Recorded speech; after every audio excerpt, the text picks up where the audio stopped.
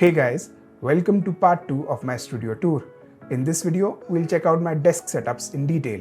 If you haven't seen part 1 already, it's in the top right corner or in the description down below, so do check it out. Also, part 3 is coming out very soon. It will cover my camera gear, smart home tech, and all the other gadgets and gizmos I use, so it will definitely be a must watch. Anyways, without any further ado, let's get started with part 2. Starting with my main desk, here I have my desktop PC. This thing is exactly 5 years old now and definitely due for an upgrade. But it has served me very well over the years, be it in terms of gaming or in terms of video production. Next is my wall-mounted triple monitor setup, which basically has one 43-inch 4K TV and two 24-inch Full HD monitors in vertical orientation. As you can see, these monitors are a bit shorter in height compared to the 4K TV, so I have aligned the bottom of all three displays as it looks better in my opinion.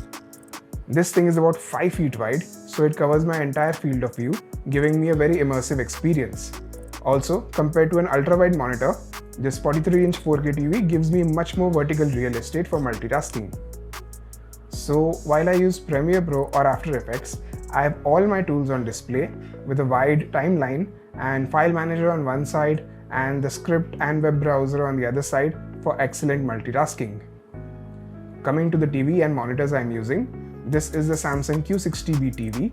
This is Samsung's entry-level QLED TV.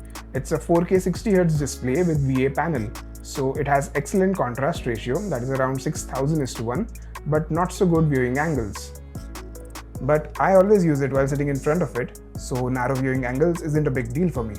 What I really like about it is that it has excellent colors and contrast and can get quite bright, much more than my monitors. Coming to the monitors, on the right is Dell's touchscreen monitor. This has been my main monitor for 5 years. I use its touchscreen functionality from time to time. As I already had one monitor, I wanted a second monitor with similar design and dimensions while not being too expensive, and this monitor fit in perfectly. Next is my soundbar from Sony. This is not a very high-end soundbar, but has important features like a wireless subwoofer, HDMI ARC, and very good sound quality, especially the tight and punchy bass. And with 320 watts of output, it gets more than loud enough for my room. Next is my keyboard and mouse. Again, both are 5 years old. The keyboard is still as good as new, and I've really enjoyed it over the years, but I want to upgrade to a wireless mechanical keyboard now. These are the ones I've shortlisted. If you have some other good suggestions, do let me know in the comments. Regarding the mouse, I've used this thing like crazy for the past 5 years, and even then, it is working perfectly fine. And I love how perfectly it fits my hands. But now it's time to upgrade to a wireless mouse. Fortunately, Logitech launched a new wireless version of this mouse with a Type-C port just around the time my studio got ready. So that's the mouse I'll be upgrading to very soon, and I might review it as well. Next is my mousepad. This is the extended RGB mousepad from Corsair. I really like its big size. There is so much room left for the mouse to move around, even after having such a big keyboard. It also doubles up as a USB hub as it has 2 spare USB ports. Next are my wireless headphones. Even these are 5 years old. They are very comfortable and the sound quality is also decent, but the mic quality is about average. I'll be upgrading to this one soon as it improves upon all the weaknesses of my current headphones. Next is my main mic. This is a budget mic with surprisingly good sound quality. The voiceover of all my videos in the past 2 years is done with this mic. I am in no hurry to upgrade it, but whenever I upgrade, I'll most probably go for Shure MV7 microphone. Some of you might be wondering why I'm not using a boom arm for the mic. Well, that's because I'm not a big fan of boom arms from an aesthetic perspective. So whenever I need to record voiceover, I place the mic here and still there is enough room for the mouse to move. Rest of the time it sits there disconnected. Next is the Stream Deck Mark II. This thing is so useful. I really like it as it is great for monitoring as well as for having a lot of quick shortcuts. I feel it's a must-have for any efficient desk setup. Apart from these things, I have a SD card reader and a USB hub which I have stuck under my custom desk shelf. This makes connecting my SD card or external SSD very convenient. You can see a little bit of cable clutter under my desk shelf. But once I upgrade to a wireless keyboard and mouse, these cables will be gone. Other than this, I feel I've done a good enough job with regards to cable management, as I've designed the table in such a way that all the cables are mostly hidden. Even below the table, there are no hanging cables. I also have the 2nd gen Google Nest Hub. It is a useful table clock with built-in alarms, timers and stopwatch. It also helps control all my smart home devices, and it is also great for playing music or watching videos.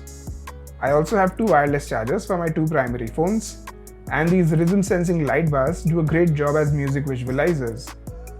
They have so many different color patterns to match your desk setup. Finally, these artificial plants and these tiny playful astronauts help enhance the visual appeal of this desk setup. Above all this is a custom neon sign with my channel name. I got it made from Neon Attack. Its brightness can be controlled via its app, and it can also react to music. So that's my setup number 1. Next is my entertainment setup, which is a continuation of my main desk, but this is used for a completely different purpose. This is the LG C1 OLED TV. It is connected to the PC as well as the PS5. It has all the features you can expect from a high-end TV. It is a 4K TV with 120Hz refresh rate. It also has important gaming features like VRR and ALLM. It is an OLED panel, so it has perfectly deep blacks. It also has pretty good peak brightness. Combine that with Dolby Vision certification and you get a very impressive HDR experience. Coming to my soundbar, it is a 400 watt, 3.1 channel Dolby Atmos audio system. Even this one has a wireless subwoofer. It almost feels like the kind of bass you experience in a big IMAX theater. It has 7.1.2 channel virtual surround sound, so it creates a wide soundstage even without rear speakers. This TV and this soundbar create an excellent Dolby Vision and Dolby Atmos entertainment system. Coming to the PS5, this is easily my favorite PlayStation console. That's because of its insane visuals and this fantastic controller. I am working on a detailed review of the PS5, which will come out soon. I don't have the Xbox console, but I do have the Xbox controller for playing games on my PC. So that's my entertainment setup. Next is my laptop setup. Again, this is not a super high-end laptop, but it's still quite powerful as it has an RTX 3060 GPU inside. I've reviewed this laptop in detail. You can check it out here. Next to it is my tablet, the Tab S8 from Samsung. I really like this tablet because of its versatility. You can check out my review of this tablet here. Finally, this mouse is really useful as it can connect with 3 devices. In my case, it connects with my laptop, my tablet as well as my desktop. Alright, so that covers my desk setups in detail. All the product links are in the description down below in case you want to check them out. Next is part 3 covering my camera gear, smart home tech and all the other gadgets I use. It is coming out very soon. Anyways, that's it for this video. Hope you enjoyed it and found it useful. Please like, comment, share and subscribe to my channel down below. Thanks for watching.